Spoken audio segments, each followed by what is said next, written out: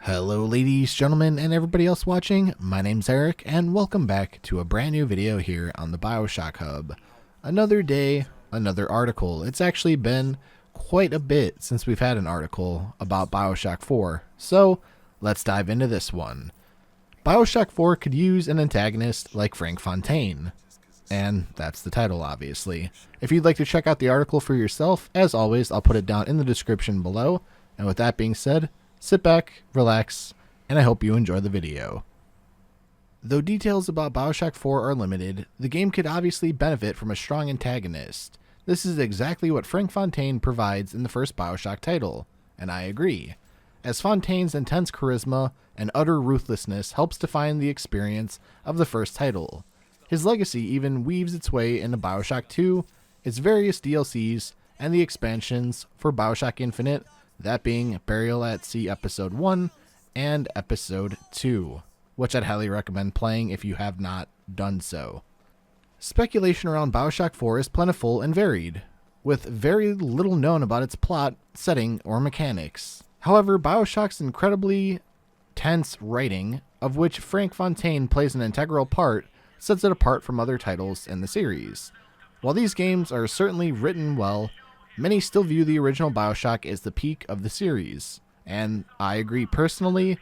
I enjoy BioShock 1 the most. You guys might have a different opinion, and that's completely okay. We're here as a community. We like BioShock in general. Coincidentally, none of its sequels have had an antagonist as iconic as Fontaine.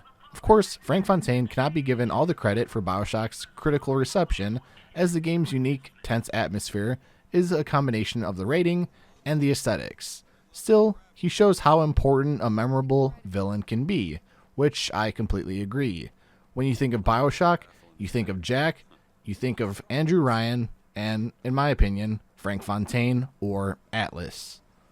These elements are complemented by the fraught first-person shooter gameplay and the array of terrifying enemies that stalk the sunken city of Rapture. Rapture is an iconic horror setting, and the submerged metropolis marks the failed dream of hyper-capitalist Andrew Ryan. But you all know that. And one that succumbed to violent internal conflict before the turbulent tides began to claim it. BioShock 4 will not be able to emulate the original setting exactly, though it can perhaps capture some of the unique atmosphere if it employs an antagonist like Frank Fontaine. So there's a section in here asking who is Frank Fontaine, which I'm sure 99.9% of you know, so I'm going to skip over that one. If you want to read it for yourself, again, the article will be down in the description. How could BioShock 4 have another Atlas moment? The real power of Fontaine in BioShock is in his twist reveal. Atlas is one of the best companion NPCs out there, with his Irish accent and cheeky wit accompanying the player throughout the game, lulling them into a false sense of security, which was done extremely well. This makes the reveal at the end rank not as only one of the most unexpected BioShock twists, but one of the most shocking moments in gaming.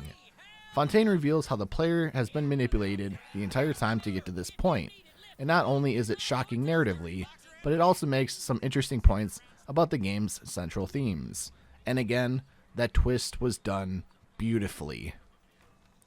BioShock's main themes include a strong critique of Ayn Rand's objectivist philosophy, which Andrew Ryan reminds us of all throughout the game, to suddenly reveal that the player's own decisions and success has been largely down to a secret invisible force working in the background, almost like a puppet master, certainly adds to the game's latent critique of extreme individualist philosophies. A villain like Frank Fontaine for BioShock 4 will need to play on both the player's expectations and the game's themes a lot. It will definitely not be enough to just have a companion character betray the player. It might even be worth it to have BioShock 4 have a Fontaine-esque character acting like Borderlands' Handsome Jack, for example, being present, iconic, charismatically evil, but still mysterious. Job listings for the game imply BioShock 4 will have strong RPG mechanics, which we've gone over in the past, meaning that the player choice will likely play into the game much more than previous games. Perhaps it would work well for BioShock 4 to have a potential antagonist whose attitude to the player and the world is influenced by player interaction, which I would absolutely love, honestly. While an antagonist like this might not be as surprising as Frank Fontaine, it would likely have the potential to be even more impactful. And obviously, BioShock 4 is currently in development. So ladies, gentlemen, and everybody else watching, thank you all for watching today's video. I really do appreciate it. If you enjoyed it, would you kindly hit that like button, subscribe if you're new, and ring the bell and turn on all post notifications to never miss a future video or a future live stream. If you want to talk to me outside of YouTube or see additional content on my second channel, the links to those will be down in the description below. And also, as stated earlier, the article will be down in the description as well. With that being said, thank you all so very much for watching. Take care, stay safe, and I will talk to you all in the next video.